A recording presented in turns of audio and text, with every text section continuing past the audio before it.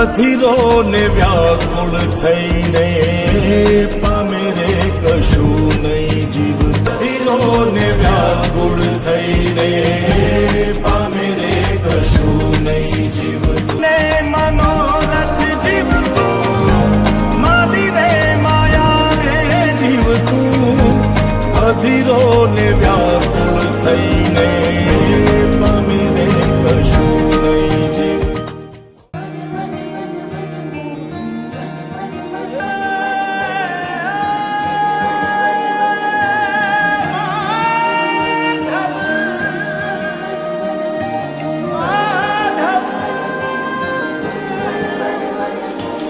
मनमोहन है माधव तू जीवतर तारू. મારી પાછળ આપણે બોર્ડ જોઈ રહ્યા છો. મહિપતસિંહ ફાઉન્ડેશન હાલ અમે આવી પહોંચ્યા છે મહિપતસિંહ સાથે વાત કરો. તેઓની સાથે વાત કરીશું અને અત્યાર સુધીની તેઓની જે જર્ની છે અને ક્યાંથી તેઓએ ધરતીનો છેડો વૃદ્ધાશ્રમ શરૂ કર્યો તે સંપૂર્ણ કહાની તેમની પાસેથી જાણીશું. આવો વાત કરીએ મહિપતસિંહ. આપણે કહાવતો હંમેશા સાંભળતા હોય કે जिसका कोई नहीं होता खुदा होता है, દુખિયા ના બેલી કોઈક તો હોય અને ભગવાન એક દ્વાર બંધ કરે ત્યારે ઘણા બધા દ્વાર ખોલી દેતા હોય. અને જ્યારે આપણે આવી કહાવતો સાંભળતા હોય ને ત્યારે આપણી સામે ભગવાન ખરેખર જ કોઈ ઉદાહરણ મૂકી દેતું હોય.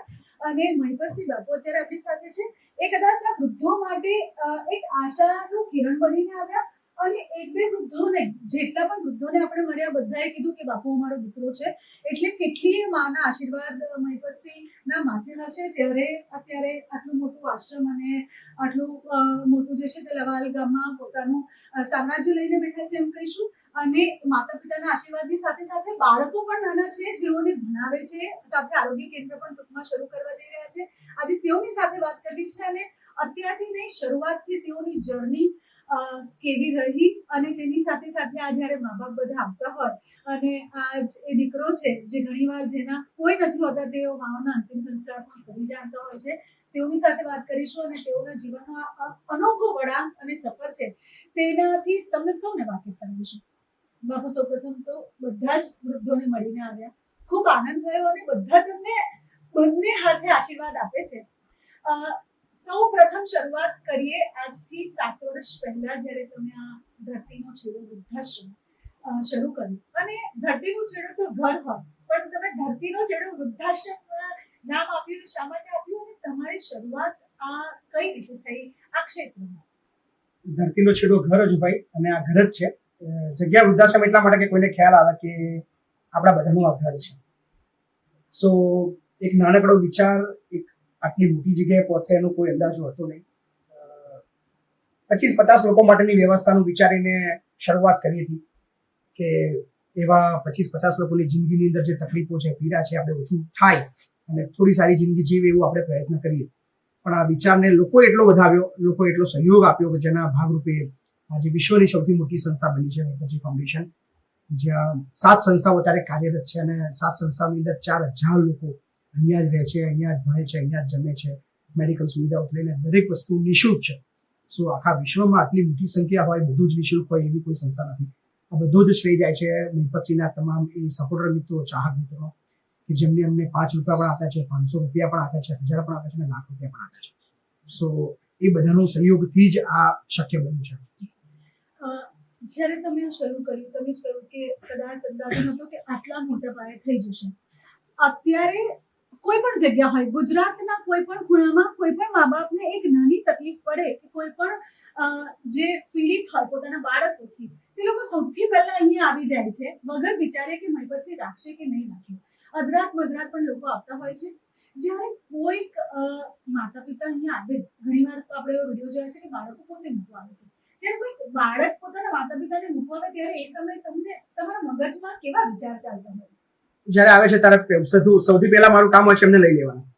કારણ કે એ જે કન્ડિશનમાં ઘરેથી નીકળ્યો હોય છે, સો એ કન્ડિશનમાં ફક્ત એને એક જ આશા છે, કાં તો મરી જવું કાં તો મહિપતસિંહને ત્યાં જવું. અને બહુ બધા એવા લોકો કીધું કે બાપુ તમે જો ના રાખવાના હોત તો હું મરી જ જવાનો હતો. સો અમે તો નિર્ણય લીધો છે કે પૈસાવાળો હોય, એ ગરીબ હોય, એને બંગલો હોય, એને ગાડી હોય, બધું જ હોય, છતાં પણ મારા દ્વારે એ વ્યક્તિ આશરો લેવા આવે. એટલે મારું સૌથી પહેલું કામ છે એને આશરો આપવો. ધેન કાઉન્સેલિંગ શરૂ થાય છે મારું પોતાનું, મારી ટીમનું. અમે પ્રયત્ન કરીએ છીએ કે ઝઘડો થયો હતો, શાના માટે થયો હતો, શું વાત હતી. પછી એના દીકરાને વાત કરીએ, કદાચ દીકરા સાથે અમે પ્લાનિંગ કરીએ કે યાર તારા પપ્પા તારાથી નારાજ છે, તો હું તને તારા પપ્પાની સામે તને ખવડાવીશ, તો તું કશું ખોટું ના કાઢીને તું માફી માંગી લે તારા પપ્પા જોડે. સો એવા કામ પણ કરીએ છીએ અને પ્રયત્ન કરીએ છીએ કે ભાઈ જે ઝઘડો છે એનું સમાધાન થાય. સો મહિનાની અંદર 100 એડમિશન જો આવતા હોય, 100-150, તો એમાંથી અમે 70-80 એડમિશનની અંદર અમે સફળ થઈએ છીએ કે 2-3 દિવસમાં કે 5 દિવસમાં એ પિતાનું અને દીકરાનું અથવા મમ્મીનું અને દીકરાનું મિલન થઈ જાય અને માની પણ જતા હોય છે. સો અમે રાખીએ છીએ, એનાથી વિશેષ અમારું કામ એ છે કે પરિવારને મળાવીએ છીએ. એના વિડીયોઝ બહુ ઓછા બતાવીએ છીએ કારણ કે અમારો ઇન્ટેન્સ એ છે કે જે બી નાનો મોટો ડિસ્પ્યુટ થયો એ લોકો સુધી ના પહોંચે. પણ ઘણો સમય થઈ જાય છે, 15 દિવસ થઈ જાય છે, 20 દિવસ થઈ જાય છે, અમારો વારંવાર સંપર્ક કરવાનો પ્રયત્ન હોય છે, છતાંય દીકરો જો જવાબ ના આપે પછી ના છૂટકે અમારે સોશિયલ મીડિયા પર મૂકવું પડે છે કે આ એડમિશન નવું આવ્યું છે. એ જ્યારે પણ એડમિશન નવું હોય છે, નવું નથી હોતું, ઓલરેડી અમારી જે અથાગ મહેનતો છે એ બધી પતી ગઈ છે. એમને ઘરે સુધી મોકલવાની ને સમજાવવાની, ધ્યાન પછી અમારું 15 દિવસ 20 દિવસ પછી અમારું એડમિશન બને છે. સો દુઃખ થાય છે કે યાર વડીલ છે, વડીલ નાની મોટી ભૂલ કરે, કદાચ એમના ઉંમરને લઈને એમનું મગજ એટલું કામ ના કરે જેટલું આપણું કામ કરતું હોય. સો એ નાની મોટી વસ્તુને ઇગ્નોર કરો, તમારા વડીલને સાચવો, કારણ કે વૃદ્ધાશ્રમ એ કોઈ સમસ્યાનું સમાધાન નથી. મહીપતસિંહ એક આશ્રમ છે, અત્યારે ભવિષ્યમાં 100 આશ્રમ બનશે, બીજા મહીપતસિંહ પછી બીજું કોઈ બનાવશે. એ આ આપણી સંસ્કૃતિ, ભારતીય સંસ્કૃતિનું આ સમાધાન નથી. જે વડીલ છે એ ઘરના આંગણે જ શોભે, કારણ કે એ સાચા ભગવાન છે. મારા નજરની અંદર તમે ભગવાનને જો માનતા હો, તમે મંદિર જતા હોય, તમે તમારા ખરાબ સમયની અંદર ભગવાનને યાદ કરતા હોય, તમે સારા કામની અંદર ભગવાનને યાદ કરતા હોય, તો તમારા સાચા ભગવાનને પ્રથમ ભગવાન તમારા મા બાપ છે અથવા તમારા ઘરની અંદર રહેલો એ વડીલ છે, એની પૂજા કરો.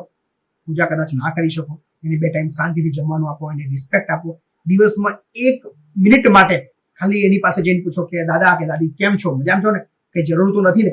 એમને જરૂર કશી નહીં જ પડે, એ કશું તમારી પાસે નહીં જ માંગે. ફક્ત તમે એટલું પૂછશો ને તો બી એની 5 વર્ષની આયુષ્ય વધી જશે. એને પૂછશે, એને લાગશે કે મારો દીકરો હજી બી મારો ખ્યાલ રાખે છે, મને પૂછે છે. સો વડીલની કેર કરો, અને સાચા ભગવાન એ જ છે. આજે તમે ખુલાસો કર્યો કે જ્યારે બધી જ આશાઓ પતી જાય પછી અમે વિડીયો બનાવીએ, કે બધી જ તમારી મહેનત પૂરી થઈ જાય પછી તમે વિડીયો બનાવો કે નવું એડમિશન આવ્યું છે.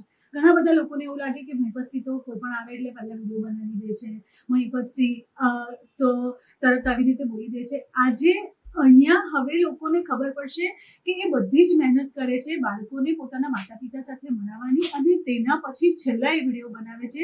એ જ્યારે કોઈ વ્યક્તિ અહીંયા વડીલ અહીંયા આવે, એ કદાચ એનો પહેલો દિવસ નથી હોતો, એ જ્યારે મન બનાવી લે કે હવે અહીંયાથી જવાનું નથી, એ મન બનાવે એ પછીનો એનો પહેલો દિવસ છે. અને એ દિવસે મહીપતસિંહ આ વિડીયો બનાવીને નાખે છે કે નવું એડમિશન આવ્યું છે. મહીપતસિંહ, ઘણી વખત આપણે એવા વિડીયો જોયા કે તમે અંતિમ સંસ્કાર કરો, બાળકો નથી આવ્યા. આમાં બાળકોને આમ તો કશું કેવું જ ના જોઈએ, પણ કદાચ કંઈ કેવું હોય તો તમે શું કહેશો? અભાગ્યા છો, તમારા જીવનના સૌથી મોટા અભાગ્યા છો કે તમારા વડીલનું અંતિમ સંસ્કાર કરવાનું તમારા કિસ્મતમાં નથી. કે તમારી જીવનની આખી જે કમાણી છે ને ધૂળ છે. કે એક આખા મનુષ્યના જીવનની અંદર એને અંતિમ સંસ્કાર કદાચ 1 કે 2 કરવાના મળતા હોય છે. કોઈ બહુ કિસ્મત વાળો હોય તો એને 2 કે 3 મળે કે ચલો એના મમ્મી પપ્પાના અંતિમ સંસ્કાર અથવા દાદા દાદીના અંતિમ સંસ્કાર, કે મેક્સિમમ એના જીવનની અંદર 3-4 અંતિમ સંસ્કાર કરવાનો મોકો મળે. એ પણ તમે ગુમાવો. હું તો બહુ કિસ્મત વાળો છું કે અત્યાર સુધી લગભગ કહી શકાય કે 70-80 અંતિમ સંસ્કાર કરવાનો મોકો મળ્યો છે. અને નહીં આવે તો વાંધો નહીં, અમે તો છીએ જ. પણ હજી પણ ઘણા બધા વડીલો છે જે અંતિમ શ્વાસ લઈ રહ્યા છે, કોઈ 6 મહિના, કોઈ 12 મહિના જીવશે. અને હજી પણ તમને કદાચ આ વિડીયો જોઈને અફસોસ થઈ રહ્યો છે કે ભાઈ મને મારી ભૂલ સમજાય છે અને હવે થોડું બદલાવું છે, તો તમારા વડીલને લઈ જાઓ, એના જે પણ દિવસો વધ્યા છે એને શાંતિથી જીવાડીને એને તમારા હાથે મોક્ષ મળે એવો પ્રયત્ન કરો. તમે જેમ કહ્યું કે 70-80 જેટલા તો અંતિમ સંસ્કાર આપણે કર્યા જ છે, અને ઘણા બધા અહીંયા એટલા બધા વડીલો છે, અમારા બધાની આંખો ભીંજાઈ ગઈ એ લોકોના ઇન્ટરવ્યુ કરતા અને એ લોકો સાથે વાત કરતા. અમારા ટીમનો એક પણ વ્યક્તિ એવો નથી જે 1 કલાક ત્યાં વિતાવ્યા બાદ રડ્યો નહીં હોય. અને તમે તો આ પરિસ્થિતિને રોજ જુઓ છો, તો આ પરિસ્થિતિને રોજ જોવા માટે અને આ પરિસ્થિતિને રોજ જીવવા માટે કાળજું કેટલું કઠણ રાખવું પડે? ખૂબ હિંમત જોઈએ છે. બધાને લાગે એટલું સરળ નથી આ જીવન. તમે એક વિડીયો મૂકો છો, કદાચ બીજા માટે એક કન્ટેન્ટ હશે કે એક વિડીયો આવ્યો છે મહીપતસિંહનો કે નવું એડમિશન આવ્યું છે, આપણે જોઈ લીધું, કદાચ 2-5 લાખ 10 લાખ 1 મિલિયન 2 મિલિયન લોકોએ જોઈ લીધું. પણ એ એક વિડીયો એ અમારા માટેની બહુ મોટી જવાબદારી છે. દેન એ વ્યક્તિ અમારા ત્યાં આવ્યો છે, પછી એની દેખરેખ, એની કેર, એની બીમારી, એની તકલીફો, એની પીડાઓ, વેદનાઓ, એનું જમવાનું, એના કપડાં અને એની પ્રાથમિક જે પણ જેવી વસ્તુઓ છે બધી જ વસ્તુઓ પૂરી પાડવી એક અમારા માટે ટાસ્ક હોય છે. અને જ્યારે મોટી સંખ્યાની અંદર આ બધા લોકો હોય ત્યારે ખૂબ અઘરું પડતું હોય છે કે બધાની વ્યક્તિગત કાળજી રાખવી એ ખૂબ મોટો ચિંતાનો વિષય. કારણ કે 1500 વડીલો હોય તો 1500 વડીલોને હું રોજ નથી મળી શકવાનું, હું 1500 વડીલો સાથે રોજ વાતચીત નથી કરી શકવાનું, કે 1500 વડીલોની જે પીડા છે એ કદાચ નથી સાંભળી શકવાનું. પણ શક્ય હોય એટલો અમે અમારી એવી ટીમ મૂકી છે જે એટલીસ્ટ દરેક વડીલ પાસે અમારો એક વ્યક્તિ, હું ના પહોંચું તો બીજો કોઈ વ્યક્તિ દિવસમાં એટલીસ્ટ એક વખત એને મળે કે કંઈ જોઈએ છે એ એક વખત કમસે કમ પૂછાય એવો અમે પ્રયત્ન કરીએ છીએ. અઘરું છે, કાળજી ખૂબ કઠણ જોઈએ, કારણ કે જે વિષયો સાથે અમે કામ કરી રહ્યા છીએ કદાચ સામાન્ય વ્યક્તિ માટે આખા દિવસ આ વસ્તુ જોઈને મજબૂત રહેવું ખૂબ અઘરું છે. કોઈ વખત એવો કોઈ ઇન્સિડન્ટ તમને યાદ છે કે જ્યાં તમને રડવું આવી ગયું હોય કે તમને એવું થઈ ગયું હોય કે ના હું જોઈ જ નહીં શકું, એવો કોઈ ઇન્સિડન્ટ ખરો આટલા વખતમાં? દર મહિનાની અંદર આવા 2-5 ઇન્સિડન્ટ થાય છે જ કે નથી જોવાતો, પણ જે જગ્યાએ કામ કરી રહ્યા છે એના માટે મજબૂત રહેવું જરૂરી છે. કદાચ આંખ ભીની થાય તો સાઈડમાં જઈને આંખ ભીની મનાઈ લઈએ કે ભાઈ ના છે જે છે આપણે એક્સેપ્ટ કરીને આપણે આગળ વધવાનું છે. શું આવા બનાવો તો રોજ બને છે. વડીલોની જે જિંદગી છે ને સ્પેશિયલી બાળકો વડીલો કરતાં વધારે, મતલબ મારું જે મન છે એ બાળકોમાં વધારે છે. જ્યારે નાના બાળકો મા બાપ વગરના હોય છે ને જ્યારે એની કાલીગીની વાતો સાંભળે ત્યારે આખું ભીની કરી દે. એ વાત સામાન્ય હોય પણ કદાચ એ આપણે સમજીએ ત્યારે ખબર પડે કે એ કેટલી વિશાળ વાત કરી હોય નાનું બાળક. વડીલો કરતા બી, કારણ કે વડીલો તેમની જિંદગી જીવી ચૂક્યા છે અને હવે જે પણ પીડા છે એ બધું ભૂલીને શાંતિથી વૃદ્ધાશ્રમ રહે છે. પણ જે જિંદગીની શરૂઆત કરેલી હોય છે, જે બાળક છે એની જે અપેક્ષાઓ જે બધી તૂટી ગયેલી છે એ સાંભળીને ઘણી વાર એવું થાય છે કે યાર આવું ના હોવું જોઈએ. ગઈકાલે જ મેં એક વિડીયો મૂક્યો, મેં એ બાળકની વાત સાંભળી, મેં પૂછ્યું સંસ્થાથી કે ક્યાં છું? અમદાવાદ છું. તારું કોણ નથી? મારા મમ્મી પપ્પા બેવ નથી. કેમ? તો કે પપ્પા અને મમ્મી બંને બહુ ઝઘડો થતો હતો. એક વાર ઝઘડાની અંદર પપ્પાએ ગળામાં ફાંસો ખાઈ લીધો અને મરી ગયા. પછી થોડા દિવસ પછી મમ્મી પણ ભાગી ગઈ બીજાને સાથે લઈને. એ બાળકની જે એ સહજતાથી બોલી ગયો એ વાત એને એટલા મગજમાં ખબર નહીં હોય કે ભાઈ શું મરી જવાનું છે અને કોણ ભાગી જવાનું શું, એટલી ખબર નહીં હોય. પણ એની વાત જે હતી એ સમજાવે છે યાર તમારા નાના મોટા ઝઘડાની અંદર તમારા બાળકની સજા મળે છે અને એ બાળક તો જો નિર્દોષ છે, જો જિંદગીની શરૂઆત કરવાની છે, આખું જિંદગી એની બાકી છે. કઈ રીતે સર્વાઈવ કરશે તમને એનો અંદાજો છે. ઝઘડા દરેક વ્યક્તિ કરતા હોય છે, પણ એ ઝઘડા એવા ના હોય કે તમારે મરી જવું પડે અથવા તમારે ભાગી જવું પડે, કે તમે એ પણ ચિંતા નથી કરતા કે તમારા લીધે જેને તમે મૂકીને જાઓ છો બાળક એ કઈ રીતે જિંદગી જીવશે. આ તો મારી પાસે બાળક છે તો સેફ છે, કદાચ સારું જિંદગી જીવશે, પણ આવા લાખોની સંખ્યાની અંદર દુનિયાની અંદર છે જેમ કોઈ નથી. એ ચિંતાનો વિષય છે. વૃદ્ધો તો ચલો સમજીએ કે વૃદ્ધો તો અહીંયા આવે છે, કોઈક ને કોઈક એને મૂકી જાય, પોતાના બાળકો એમના જે છે તે લોકો મૂકી જાય છે, પણ નાના બાળકોને મહીપતસિંહ ફાઉન્ડેશન સુધી કોણ પહોંચાડે? અને જ્યારે બાળક અહીંયા આવે ત્યારે તેની સંપૂર્ણ જવાબદારી આપ લેતા હો છો. ખાસ કરીને દીકરીઓ ઘણી બધી છે જે ભણી રહી છે, સારું એવું આગળ વધી રહી છે, ઘણા ખરા બાળકો છે વિડીયો પણ બનાવે છે અને એક્ટિવ છે.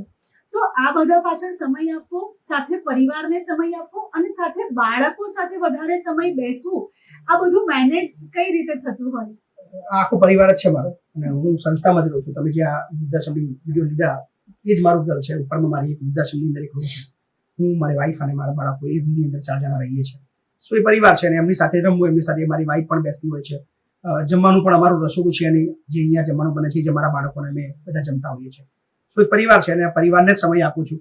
એટલે એવું તો ના કહી શકાય કે હું પરિવારને સમય નથી આપતો. હા, પર્ટિક્યુલર કહો કે ભાઈ ચલો વાઈફને કે બાળકોને સમય વ્યક્તિગત નથી આપી શકતો, પણ આખું જે લોકો છે બધા મારા પરિવાર જ છે. એમને જ મેક્સિમમ સમય આપું છું. એટલે પરિવાર માટે જ કામ કરું છું. સાથે જ હર્ષ સાથે પણ વાત થઈ, આપણો દીકરો જે છે એ પણ એવું કહે છે કે મારે પપ્પા જેવું બનવું છે અને હું બનીશ. તો એમ કહીએ ને કે જે આપણે વાવીએ તે જ ઉગે, પણ નાનપણથી જ જે આટલું સુંદર વવાઈ ગયું છે એ મોટા થઈને હંમેશા તમારી જેમ જ તમારા નકશા કદમ પર ચાલવા માંગે છે. તો તમારું બાળક પણ ત્યાં જ હોય છે બાકીના બધા બાળકો સાથે. તમને કોઈ વાર એવું થયું કે ના મારા બાળકને પણ હું વિદેશમાં ભણવા મોકલી આપું અને મારા બાળકને પણ બધું કરી આપું? તમને એવું થાય છે કે તમે એવું વિચારો છો કે ના મારું બાળક અહીંયા બધા સાથે છે, બધા સરખા છે, હું અહીંયા જ રાખીશ? હું અહીંયા જ ભણ્યો છું. આ ગામની સ્કૂલની અંદર મહીપતસિંહ ભણ્યા છે, બાજુની હાઈસ્કૂલની અંદર મહીપતસિંહ ભણ્યા છે, અહીંયા જ કોલેજ કરી છે. મારું બાળક પણ જે નાનું બાળક છે એ મારા ગામની સ્કૂલની અંદર જ ભણે છે જ્યાં મારા બીજા બધા બાળકો ભણે છે. તમે જે સુવિધા આપવા માંગો છો બધાને આપો. અને મારા ઘરની અંદર હું જ્યાં રહું છું ત્યાં આટલા બધા બાળકો રહેતા હોય તો મારા બાળક માટે સ્પેશિયલ કશું ના હોવું જોઈએ. એ જ બાળકો સાથે એને રમવાનું, એમની સાથે ફરવાનું, એમની સાથે ભણવાનું, તો જે કદાચ એ વસ્તુ ફીલ કરી શકશે જે હું અત્યારે ફીલ કરું છું. અને ભવિષ્યમાં કદાચ એની ઈચ્છા છે કે મારે આ બધું કામ કરવું છે તો એને ફિલિંગ ત્યારે જ આવશે જ્યારે આ બધું આ દુનિયા એને જિંદગી જોઈ હશે. સો એક મારો હર્ષવર્ધન એકલો નહીં, મારા બીજા એવા 30-40 બાળકો છે જે ખૂબ એક્ટિવ છે અને ભવિષ્યની અંદર મહીપતસિંહ ફાઉન્ડેશનની આખી જવાબદારી ઉપાડવાના છે. સો એ બાબતમાં હું નિશ્ચિત છું કે મહીપતસિંહ પછી શું એ ચિંતા મને હવે નથી, બીકોઝ ઓફ બધા જ લોકો મારા બાળકો તૈયાર થઈ ગયા છે અને જે મહીપતસિંહ કરતાં પણ સારો વહીવટ અને સારી રીતે બધાની કેર કરીને કામ કરી રહ્યા છે. શું એ બાબતની હવે ચિંતા નથી રહી. મહીપતસિંહ ફાઉન્ડેશનની જ્યારે વાત કરીએ તો ઘણા બધા લોકો આવતા હોય છે, અહીંયા આવીને ફાળો પણ પોતાનો આપતા હોય છે અને ઘણી વખત કોઈ જેનાથી જેટલું બની શકે એ અહીંયા ફાઉન્ડેશનમાં આપતા હોય છે અને એ ફાઉન્ડેશનના જે પણ અમાઉન્ટ આવતી હોય એ બધી આપ વાપરતા હો છો તમારા ફાઉન્ડેશનમાં. કોઈ વખત તમને એવું લાગે કે હજુ એ કંઈક ઓછું પડે છે કારણ કે ઘણા બધા લોકો છે, કારણ કે ફાઇનાન્શિયલ મેનેજ કરવું બહુ જ અઘરું છે, તો એ તમે કઈ રીતે મેનેજ કરો અને એનું કેલ્ક્યુલેશનમાં ઘણી વખત એવું થાય કે ના હવે હારી ગયો, હવે થાકી ગયો, નથી થઈ રહ્યું, એવું કોઈ દિવસ આવે છે? અમારી પાસે મહીપતસિંહ ફાઉન્ડેશન જે બેંક બેલેન્સ છે એ 3-4 દિવસનું હોય છે કે કદાચ હું 3-4 દિવસ હું આરામ કરું અથવા હું કામ બંધ કરી દઉં તો ચોથા દિવસે પ્રશ્ન થઈ જાય એવો પરિસ્થિતિ છે. વર્ષોથી યાદ છે, પણ એ 3 દિવસ ક્યારે 2 દિવસ નથી થયા. ઈશ્વર સાથે છે, ઈશ્વરની શક્તિ સાથે છે અને આટલા બધા બાળકોના આટલા બધા વડીલોના આશીર્વાદ છે. સો મહીપતસિંહને કશું કરવાની જરૂર નથી. એ કુદરતી ક્યાં ને ક્યાંક કેવી રીતે મને ખબર પણ નથી પડતી અને ક્યાંથી શું આવી જાય છે એનો અંદાજો પણ નથી આવતો. પણ આજ સુધી એવી તકલીફ નથી આવી કે ભાઈ કાલ શું કરીશું. હું પહેલા પણ કહેતો કે 3 દિવસનું છે અને આજે પણ છે. 3 દિવસ વર્ષોથી આ વસ્તુ ચાલી રહી છે. 100ની સંખ્યા હતી તો પણ 3 દિવસનું હતું અને આજે 4000ની સંખ્યા છે તો પણ 3 દિવસનું છે. કીડીને કણને હાથીની મણ એ પહોંચાડવાનું કામ ભગવાનનું છે. આપણે તો ફક્ત વહીવટ કરી શકીએ, જવાબદારી આપણી પાસે છે, પણ એ ભગવાનને ખબર છે કે ક્યાં શું પહોંચાડવું. સો એ ભગવાન ઉપર છોડેલું છે મેં. તમે હંમેશા કહો છો કે લોકો તો ગમે એ કરીને રાજનીતિમાં આવે, હું તો સારું કામ કરું છું ને રાજનીતિમાં આવવા માંગુ છું, અને તમારા આ મુજ પર તાળ દઈને કીધેલા આ જે શબ્દો છે આખું ગુજરાત વખાણે છે અને ઘણા લોકો એમ કહે કે મહીપતસિંહની ભાષા આમ છે કે મહીપતસિંહ બોલે છે આવી રીતે, પણ મહીપતસિંહ જે બોલે છે એની પાછળનો ઉદ્દેશ્ય શું અને જો રાજનીતિમાં મહીપતસિંહ આવી જાય તો એ રાજનીતિમાં કેવા પ્રકારનો બદલાવ કરશે અને સૌથી પહેલા શું કરવા માંગશે? 90% લોકોને એવું છે કે રાજકારણ ગંદુ છે, રાજનીતિ સારી વસ્તુ નથી, રાજનીતિ ના જવું જોઈએ. આખો દેશ રાજનીતિથી ચાલે છે. 182 ધારાસભ્યો છે એ ગંદા છે? તમારે કહેવાનો મતલબ એવું થયો સીએમ છે ગંદા છે, ખરાબ છે, પીએમ છે ખરાબ છે? જો રાજનીતિ ખરાબ હોય તો બધા માણસો ખરાબ છે અને એ જો ખરાબ છે તો બધા ક્યાં ત્યાં પહોંચ્યા અને પહોંચાડનારું બી કોણ છે? તમે લોકો જ છો. સો આખો દેશ રાજનીતિ ચાલે છે. મેં જેમ કીધું એમ કે સમાજ સેવા એ મલમપટ્ટી છે એ ઘાવનું અને રાજનીતિ એનું પરમેનન્ટ ઇલાજ છે. સો મલમપટ્ટી લગાવીને આપણે ટેમ્પરરી ઘાવને સારું બનાવવા માટે પ્રયત્ન કરી શકીએ. ઘાવ ના રૂચે, ઘાવ રૂજાવવા માટે રાજનીતિ જરૂર છે. વિદેશોના મેં બહુ બધા પ્રવાસ કર્યા છે, ત્યાં કોઈ મહીપતસિંહ ફાઉન્ડેશન કે બીજી કોઈ ફાઉન્ડેશન મને નથી દેખાઈ, પણ સારી સુવિધાઓ લોકો ભોગવતા લોકો મેં જોયા છે બીકોઝ ઓફ ત્યાંની સિસ્ટમ. સો એ સિસ્ટમ આ દેશમાં આવશે ત્યારે ચોક્કસથી મહીપતસિંહને રાજનીતિ નહીં કરવી પડે, બીજા કોઈને રાજનીતિ નહીં કરવી પડે. કારણ કે સૌથી વધારે તકલીફ કોને છે? બાળકોને છે, શિક્ષણ અને હેલ્થમાં, વડીલોને. સો એ બાબતમાં સરકાર જ્યારે વિચારશે ત્યારે હું રાજનીતિ છોડી દઈશ. મારે રાજનીતિ નથી કરવી. પણ જો તમે નહીં કરો તો અમારા જેવા યુવાઓને ફક્ત મહીપતસિંહ બધાએ આવવું પડશે. અને 2017થી જ્યારે ગુજરાતમાં પગ મૂક્યો ત્યારે પહેલા જ દિવસે મહીપતસિંહ સરપંચ બન્યા હતા. દેટ મીન્સ મહીપતસિંહની રાજનીતિની શરૂઆત થઈ ગઈ છે. મહીપતસિંહે દરેક વિડીયોના માધ્યમથી કીધેલું છે કે મહીપતસિંહ 17, 22, 27, 34, 35, 38 જીવશે ત્યાં સુધી ઇલેક્શનો લડવાના છે. મહીપતસિંહની આગવી એક રાજનીતિની વિચારધારા છે. સો ક્યાંય એવું છુપાયેલું નથી કે મહીપતસિંહ રાજનીતિ નહીં કરે. રાજનીતિ કરવાના છે. મને જ્યારે ઈચ્છા થશે હું ચૂંટણી કરીશ. જ્યારે મને લડવું હશે જે પાર્ટીમાં, જે એ મારી પોતાની અલગ વ્યક્તિગત વિચારધારા છે. સો રાજનીતિને દરેકને અધિકાર છે અને સાચું દેશ બદલવાની તાકાત ફક્ત રાજનીતિમાં જ છે, સમાજ સેવાથી નહીં. મહીપતસિંહ અત્યારે કદાચ 7 સંસ્થા છે, 700 સંસ્થા બનાવી દે, 7 લાખ બાળકોનું ભવિષ્ય બદલી દે, 7 લાખ વૃદ્ધોને આશરો આપી દે, દેશ બદલાઈ જવાનો નથી. દેશમાં તકલીફો મોટી છે, એના માટે કદાચ સારા નેતાઓની દેશને જરૂર છે. મહીપતસિંહ નહીં, મહીપતસિંહ પછીના બીજા કોઈ સારા નેતાઓ જ્યારે દેશને મળશે, વિચારશીલ વાળા, જરૂરિયાત વાળા લોકો માટે કામ કરવા વાળા નેતાઓ જ્યારે દેશને મળશે, દેશનું ચિત્ર બદલાશે. ત્યારે કોઈ ફાઉન્ડેશનની જરૂર દેશને નહીં પડે. સાચી વાત છે. ઘણા બધા હેટર્સ છે તમારા, કારણ કે બધી જગ્યાએ એવું હોય કે કોઈ આપણને પ્રેમ કરવા વાળો વર્ગ હોય તો સાથે સાથે આપણને હેટ કરવા વાળો વર્ગ હોય. ઘણા બધા હેટર્સ વર્ગ છે જે ઘણી બધી વખત ઘણી બધી વાતો કહેતા હોય છે. તમે તમારા હેટર્સને એક જ શબ્દ કંઈક કહેવા માંગતા હો તો એ શું છે? મારા હેટર્સ મેં પહેલા જ કીધેલું છે કે મહીપતસિંહનો વિરોધ કરવા વાળો લખી રાખજો એ ચોર હશે. આ એક સિંગલ લાઈન છે. કારણ કે સારા વ્યક્તિ ક્યારે મહીપતસિંહનો વિરોધ નહીં કરે. મહીપતસિંહનો વિરોધ કેમ કરવો છે? બીકોઝ ઓફ મહીપતસિંહ કંપનીઓ સામે લડ્યા છે. એ કંપની વાળો ચોરી કરતો હતો, મહી પછી એની ચોરી પકડી, કામદારોને ન્યાય અપાયો એટલે એનો હેટર્સ બન્યો. મહી પછી વડીલોને રાખ્યા છે એટલે એના દીકરાઓ મહી પછીના વિરોધી છે. ઘણા લોકો કોમેન્ટ મારતા હોય છે કે ભાઈ મહી પછી ફલાણો આમ તેમ. પછી જયારે એને ક્લિક કરીને હું જયારે જોઉં ને ત્યારે ખબર પડે કે આ તો ફલાણાનો દીકરો છે. સો એના બાપને નથી પાલાવતો, એના બાપને અમે પાલાવીએ છીએ એટલે અમે એના વિરોધી છીએ. સો એની પોતાની જવાબદારીથી ભાગતો હોય એ જ મહી પછીનો હેટર્સ હોય. બાકી સામાન્ય લારી વાળો કહો અને એક સારા વિચારધારાવાળો વ્યક્તિ કહો, બધા મહી પછીના સપોર્ટર છે. અને એ આ દર્શાવે છે કે 5 વર્ષની અંદર મહી પછી ફાઉન્ડેશનની 7 સંસ્થાઓને વર્લ્ડની સૌથી મોટી સંસ્થા બનવી એ લોકોનું પ્રેમ દર્શાવે છે કે મહી પછી લોકો પ્રેમ કરવાવાળા લોકો કેટલા છે. સો હિટર્સની કોઈ ફરક નથી પડતો, હિટર્સની કોઈ હેસિયત નથી હોતી કે જાહેરમાં ખુલ્લા મંચમાં આવે અને મહી પછીને પડકારે કે આ મહી પછી આવો, તમારી પર આ આરોપ નહીં, તમારા આ પુરાવા છે, તો કઈક મજા આવે. બાકી હું આમ કરી નાખીશ, મહી પછી આમ કરવાનો છે, મહી પછી આ જ કરશે, એ વાતો કરીને કોઈ મતલબ નથી. સો હિટર્સ, મહી પછીનું હિટર્સ એ લખી રાખજો ચોર છે. અને ઘણી વખત અમે તમારા વિડીયો જોતા હોઈએ અને ઘણી વાર હસતા પણ હોઈએ, કારણ કે તમે જે છટાથી જવાબ આપતા હોવ છો તે કંઈક અલગ છે. અને જ્યારે તમે છટાથી જવાબ આપતા હોવ, ઘણા લોકો એવું કહેતા હોય કે મહીપતસિંહને બોલવાનું ભાન નથી, ઘમંડી છે. હા, એમનું નામ થઈ ગયું છે એટલે મહીપતસિંહમાં ઘમંડ આવી ગયો છે. તો આ ઘમંડ વિશે તમે શું કહેશો? મહી પછી 2017માં જયારે કશું નતું ત્યારે આ જ ઘમંડ અને આ પાવરથી તાકાતથી વાત કરતા હતા. અને 2026 ચાલે છે તો બી એ જ પાવર ને એ જ સિસ્ટમથી વાત કરું છું. બીકોઝ ઓફ સાચું છું. પાડવા માટે, ખરીદવા માટે, ધમકાવવા માટે, બિરદાવવા માટે બધું જ કરવા જેવું બધું મહી પછી પર થઈ ચુક્યું છે. 11 એફઆઈઆર મહી પછી પર થઈ છે, 34 મહી પછીને કર્યા છે. પણ વટ સાથેના દાવા સાથે કહી શકું બધું ઉડ્યું છે, ક્યાંય કશું ટક્યું નથી. બદનામ કરવા વાળા બહુ બધા આયા, બહુ બધી મહેનતો કરી, આખી સિસ્ટમ, સરકાર બધું જ આવી ગયું. પણ સ્ટીલ આજે મહી પછી આ જગ્યાએ પહોંચ્યા છે એટલે મહી પછીમાં કંઈક દમ છે એ એટલીસ્ટ સ્વીકારી લો. સો ભાષા છઠ્ઠા આજ રહેવાની છે. જયારે મહી પછીનું મતલબ મોઢું નીચું હોય અથવા મહી પછીના મોઢામાંથી અવાજ ના નીકળે ત્યારે સમજો મહી પછી આ દુનિયામાં નથી. બાકી મહી પછી આ છે. તમારી આજ બોલવાની અદા જે છે તમારા ચાહકોને ખૂબ ગમે છે. પણ એક વાત હું તમને પૂછીશ અને સાથે સાથે કહીશ પણ કે જ્યારે તમે હેલિકોપ્ટર લો તો બધા વૃદ્ધોને એક ચક્કર જરૂરથી ખવડાવજો. એમના માટે જ છે.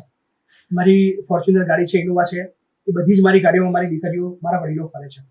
જ્યારે પણ જમવાનું લઈને જવાનું હોય અથવા ફરવાનું હોય અથવા કઈ જવાનું તો ઓલવેઝ મારી એ ગાડીઓ એમના માટે છે. અને એ વિશ્વ જોશે કે મહી પછીના વડીલો એક વૃદ્ધાશ્રમથી બીજા વૃદ્ધાશ્રમ જ્યારે ટ્રાન્સફર કરવાના હોય અથવા અમદાવાદથી મહી પછી કોઈને રેસ્ક્યુ કરીને વડીલને લઈને જાય છે તો હેલિકોપ્ટરમાં લઈને એના આશ્રમમાં આવે છે. આ દુનિયાએ આજ સુધી નથી જોયું, પણ મહી પછી બતાવવાના છે કે વડીલોનો રેસ્ક્યુ કરવા માટે, બાળકનો રેસ્ક્યુ કરવા માટે કદાચ કોઈ જંગલની અંદર એકલું બાળક મા બાપ વગરનું છે, ત્યાં મહી પછી હેલિકોપ્ટર લઈને જશે, ત્યાંથી બાળકને હેલિકોપ્ટરમાં લઈને એના આવશે, એ જોશે. આ બધું પોસિબલ છે યાર, બધું શક્ય છે. જે આજ સુધી નથી થયું એ બધું કરવાનું છે આપણે. આ હેલિકોપ્ટર વાળી વાત એકચ્યુઅલી આવી ક્યાંથી અને હેલિકોપ્ટર લેવાનો ખરેખર તમારો વિચાર છે જ? અત્યાર સુધી નતો પણ હવે છે. બીકોઝ ઓફ લોકોને મારી ફોર્ચ્યુનરની બહુ પીડા હતી કે ભાઈ પછી આ લોકોને એક મારે ચોક્કસથી કહેવું છે કે લોકોના મગજની અંદર એક સમાજ સેવકની જે ધારણા છે ને એ એવું છે કે ભાઈ સમાજ સેવક સાદો સિમ્પલ હોય, સાદા કપડાં પહેરે, સ્લીપર પહેરે, વિનમ્ર રહે, બધાને નમે, ધીમેથી વાત કરે, હળવેથી જવાબ આપે. એમાંનો એક પણ ગુણ મહીપતસિંહ ચૌહાણમાં નથી. મહીપતસિંહ ભણેલો ગુંડો છે. મહીપતસિંહ ચૌહાણ ક્યારે વિનમ્ર છે, જે વિનમ્ર છે એની સાથે વિનમ્રતા છે. પણ તમે મતલબ આક્રોશથી કે તમે ઊંધી રીતે વાત કરો ને ત્યાં તમારી સાથે વિનમ્ર જવાબ આપે એ મહીપતસિંહ ચૌહાણ નથી. તમે એક ગાળ બોલશો મહીપતસિંહ તમને 10 લાફા મારશે. હું ઈંટનો જવાબ પથ્થરથી આપવાનો વ્યક્તિ છું એટલે એ અપેક્ષા મારી પાસે ના રાખશો. ક્યારે ભીખ માંગવા ક્યાંય નથી ગયો. ફાઉન્ડેશન ચલાવું છું એનો મતલબ એવું નથી કે ક્યાંય ભીખ માંગવા માટે માર્કેટમાં નીકળું. મહીપતસિંહ આ સંકુલની બહાર ક્યારેય કોઈ જગ્યાએ દાન માંગવા નથી જતા. કોઈની પાસે સામેથી કોઈને મેસેજ નથી કરતા તમે પૈસા આપો. અમારા વિડીયોઝ લોકો જોવે છે, લોકો રૂબરૂ આવે છે અને સહયોગ કરે છે, કામને પસંદ કરે છે પછી આપે છે. સો એ એટીટ્યુડ રહેવાનું છે. અને કોઈ પણ વ્યક્તિને એવી અપેક્ષા હોય કે ભાઈ મહીપતસિંહ સાદગી વાળું જીવન જીવે, બાઇક લઈને ફરે અને બીજું કોઈ પણ સમાજ સેવક હોય એવી જિંદગી જીવે. સમાજ સેવા એ જવાબદારી છે, સજા નથી. સમાજ સેવા તમે કરો એટલે તમે તમારા પોતાના પર્સનલ મોજ શોખ ના કરો એવું ના હોય. હું દરેક સમાજ સેવકને એક મેસેજ આપવા માંગુ છું કે ભાઈ તમે તમારી જિંદગી ના છોડશો. તમે સમાજ સેવા કરો છો એટલે તમે સજા નથી ભોગવી રહ્યા. તમે જવાબદારી ઉપાડી છે, સારી વસ્તુ છે, પણ સમાજ સેવા એ સજા નથી. કે તમે તમારા મોજ શોખ બિંદાસ કરો. દુનિયાને જે કેવું હોય કે તમે તમારી પોતાની જિંદગી કેવી રીતે ગુમાવી શકો. હું આજે સેવા કરું છું એટલે હું સાદી જિંદગી બનું, ટ્રેક્ટરમાં કે બસમાં ફરું એવું ના હોય. કારણ કે જ્યારે જે વ્યક્તિને જેવી જરૂર હોય એ પ્રમાણે એની જિંદગી જીવવી જોઈએ. અત્યારે મારી પાસે 7 સંસ્થાઓ છે, ભવિષ્યમાં 8 થશે અને આવનાર 27 સુધીમાં 10,000 લોકોની વ્યવસ્થા કરવા જવાનું છું. એટલે આ લોકોના વિરોધીઓ પરથી મને એવું લાગ્યું કે મારે હવે હેલિકોપ્ટરની જરૂર છે.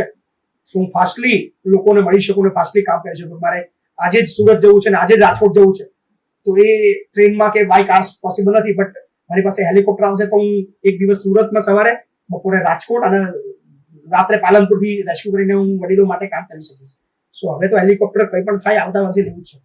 અને પેલો ડાયલોગ છે ને કે ચાય હમ ચાઇના મેં પીએંગે, બિલકુલ બિલકુલ dinner હમ બિલકુલ જરૂર છે ને. એ આ મારી સિસ્ટમ છે, મારી સ્ટાઇલ છે, તેવડ છે મારી.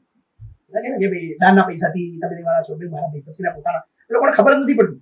મને હસવું ત્યારે આવે કે યાર તમે જુઓ છો કે ભાઈ ભાઈપતસિંહના ફેસબુકમાં 2.5 મિલિયન ફોલોવર છે. એની રીચ તમે ચેક કરો છો કે મહિનાની અંદર 300 મિલિયન લોકો વિડીયો જુએ છે. તેનો અંદાજો તમને છે કે એમને સોશિયલ મીડિયાથી કેટલી અર્નિંગ હોય. આ લોકોને એ જ ખબર નથી પડતી. એટલે મારા ના છૂટક્યા કારણે બોલવું પડ્યું કે 10 લાખ રૂપિયા હમણાં ફેસબુક યુટ્યુબ આપે છે વાપરવાના. તમે તો ખાલી સ્ક્રોલ કરો છો કે ચેટિંગમાં વાપરો છો સમય. અમે એ કામ કન્ટેન્ટમાં નાખીએ છીએ અને અમને 10 લાખ રૂપિયા એટલે મહિનાના વર્ષના કરોડ રૂપિયાથી વધારે અમે કમાઈએ છીએ. સો હેલિકોપ્ટર કદાચ જૂનું તો 1.5 કરોડમાં મળી જાય. સો અમારા માટે બહુ ઈઝી છે. સાચી વાત છે. અને તમે જેમ કહ્યું કે સમાજ સેવા એ જવાબદારી છે અને જવાબદારી નિભાવવા વાળો માણસ પોતાનું જીવન પણ ખૂબ સારી રીતે જીવી શકે છે. અને એ વાતમાં એકદમ એ વાત તથ્ય છે. પણ આ જે સમાજ સેવકો છે તેમને તો તમે મેસેજ આપ્યો કે તમે તમારી જિંદગી તમારી રીતે જીવો, પણ જે લોકો જેમ તમે કહ્યું કે બેસીને ખાલી રીલ સ્ક્રોલ કરીને એક ધારણા મનમાં રાખી લે છે, એવા લોકોને પણ કંઈક તમારી ભાષામાં કહી દો તો સારું રહે. મેં તો કીધું છે ભાઈ પછીને કોઈ રસ નથી સમાજ સેવામાં. પણ અત્યારે બીજો ભાઈ પછી જેવો કોઈ છે નહીં એટલે કરવું પડે છે. જરાક પણ નથી. મારો બહુ શોખીન માણસ છું. બાઇક લઈને 2 મહિના ફરવા વાળો માણસ છું. મારે આ બધાથી છુટકારો જોઈએ છે. તમે બધા જાગો, એટલો વિરોધ કરો કે તમે પોતે 8-10 સંસ્થાઓ બનાવી દો અને આઈને મને અપીલ કરો કે એ ભાઈપતસિંહ બંધ કરતા બધું તારા બધા બાળકોનો વૃદ્ધોને અમે લઈ જઈએ ને અમારા પાલામાં તાકાત છે એવું લઈ જાય. હું આ બધાથી છૂટું તો હું મારી જે ડ્રીમ જિંદગી છે કે બાઇક લઈને લદ્દાખ, નેપાળ, ભૂટાન બધું ફરું, એ મારી દિલથી ઈચ્છા છે. સો વિરોધીઓની સંખ્યા વધે, એમને એટલી ઈર્ષા આવે કે મારા કરતા વધારે મોટી સંસ્થાઓ બનાવે, મારા બધા જ લોકોને લઈ જાય અને મને આઝાદ કરે એવી હું એમને અપીલ કરું છું. તમારી સાથે વાત કરીને મને બહુ જ આનંદ આવી રહ્યો છે. મને એમ થાય કે આ ચાલતો જ ટોક શો ની તમારા વિચારો સાંભળું. તમે જેમ કહ્યું કે મારું એક સપનું છે કે હું બાઇક લઈને બધે ફરું, પણ મહિપતસિંહના કંઈક એવા તો સપના હશે ને જે મહિપતસિંહે વિચાર્યું હશે વૃદ્ધાશ્રમ પહેલા યા તો જ્યારે તમે ભણતા કે જ્યારે તમે વિદેશમાં ફરતા ત્યારે કંઈક તો સપના હશે ને જે તમારે આજની તારીખે પણ પૂરા કરવા છે. શું મહિપતસિંહના ઘણા બધા સપના, પણ મહિપતસિંહ એઝ એ 30 વર્ષની ઉંમરમાં બધું જ કરી ચૂક્યા છે, બધું જ જીવી ચૂક્યા છે. બીકોઝ ઓફ મારું ડ્રીમ છે કે ભાઈ હું બાઇક લઈને લદ્દાખ જઈને આવ્યા છે મહિપતસિંહ 2015માં. 2013માં મહિપતસિંહ બાઇક લઈને ભૂટાન જઈને આવ્યા છે, નેપાળ જઈને આવ્યા છે, દાર્જિલિંગ, સિક્કિમ ફર્યા છે. શું મારો સૌથી મોટો ક્રેઝ છે બાઇક રાઇડનો, એ બધું મેં પૂરું કર્યું છે. પણ હવે નથી કરતો બીકોઝ ઓફ અત્યારે મારી પાસે 4,000 લોકોની જવાબદારી છે. હવે મારું પોતાનું જીવન મારા પોતાના માટે ફક્ત નથી. સો બહુ બધા લોકોની જિંદગી છે ને એવા રોડ ઉપરથી ઉઠાયેલા લોકો છે, ફરી રોડ ઉપર ના થાય એની મારી જવાબદારી છે. સો કદાચ હવે મારા પોતાના શોખ હું થોડા સાઈડમાં મૂકીશ કે જ્યાં સુધી એ લોકો સ્ટેબલ ના થાય, અથવા મહિપતસિંહ પછી પણ કશો ફરક પડે એવી પોઝિશન આવી જાય જ્યાં હું ફરી બાઇક રાઇડ ચાલુ કરીશ. તો મને હું 100% સિક્યોર થઈ જાઉં કે ભાઈ મહિપતસિંહ કાલે હોય કે ના હોય, હવે કોઈ ચિંતાનો વિષય નથી. જ્યાં મહિપતસિંહ એની પોતાની જિંદગી મસ્ત જીવશે. છેલ્લો પ્રશ્ન, 4,000 લોકોની જવાબદારી તમારા પર છે. વિકાસને પણ આપણે કહ્યું, સમાજ સેવકોને પણ કહ્યું, પણ ઘણી બધી માતાઓના અને પિતાના આશીર્વાદ છે અને ઘણા બધા નાના બાળકો જે છે તમારા પર આશા રાખીને એ બધા માટે એક નાનકડો સંદેશ આપવો હોય તો શું કહેશો? સેજ પણ ચિંતા ના કરશો. તમારા જે પણ સપના છે એ જુઓ, પૂરા કરવાની જવાબદારી મારી. એની પાછળ 1 રૂપિયો ખર્ચો હોય કે 1 કરોડ રૂપિયા ખર્ચો હોય, તમારે જે બનવું હોય ફક્ત તમારે મહિપતસિંહ કહેવાનું કે બાપુ મારે આ કરવું છે, મારે આ ભણવું છે, મારે અહીંયા વિદેશ જવું છે. 1,00,000% ગેરંટી બીજે દિવસે તમારી ઈચ્છા પૂરી થશે. હું મારા બધા બાળકોને ઓલવેઝ એ ચેલેન્જ આપેલી છે કે તમારે જે જોઈએ બિંદાસ માંગવાનું. મારા બધા બાળકો બિંદાસ કહે છે કે ભાઈ અમારે આ કરવું છે, અમારે અહીંયા જવું છે, તો મહિપતસિંહ બીજે દિવસે પૂરું કરે છે. સો મહિપતસિંહ જીવે છે ત્યાં સુધી તમારે ચિંતા કરવાની જરૂર નથી. તમે તમારા સપના જુઓ, પૂરા કરવાની જવાબદારી બધી મારા પર છે. ચિંતા ના કરો, મોજ કરો. આમ આપણે સાંભળતા હોય ને કે ભણનો દીકરો કોઈ દિવસ ઘરે નહીં અને એ જ કરે જે કહે અને મૂછો પર તાલ નાખીને એમ કહે કે હું બેઠો છું જો કરી લે. એક કહેવામાં અને કરવામાં અંતર હોય, પણ આજે જે વ્યક્તિને મળ્યા ને એના માટે ઘણી બધી ધારણાઓ સોશિયલ મીડિયા પર અલગ અલગ થતી હોય, લોકો આવીને ખૂબ વિડીયો બનાવતા હોય, લોકો ઘણી બધી વાતો કરતા હોય, પણ જ્યારે આ વ્યક્તિને આપણે સાથે બેસીને વાત કરીને મળીને એના વિચારો સાંભળીને ત્યારે ખબર પડે કે આ વ્યક્તિના જીવનમાં જવાબદારીની સાથે સાથે ઘણી બધી વસ્તુ છે જે પૂરી કરવા માંગે છે અને કરે છે. મહિપતસિંહ સાથે વાત કરી, આપણે જાણ્યું કે એમના સપના શું છે, તેઓની જવાબદારી શું પૂરી કરવા માંગે છે, બાળકો સાથે કેવો સમય આપે છે. આ બધું જાણ્યા બાદ એના પછી પણ એ ચેલેન્જ આપે છે કે તમારી પાસે જો પુરાવા હોય તો લઈને આવો, હું અહીંયા બેઠો છું. આ વ્યક્તિ કોઈ આમ જ ન બોલી શકે. બોલવા વાળા બોલે ને કરવા વાળા કરે, પણ આ જે વ્યક્તિ છે એ ખાલી ગરજવા વાળો જ વ્યક્તિ નથી, આ વ્યક્તિ કરીને બતાવવા વાળો વ્યક્તિ છે.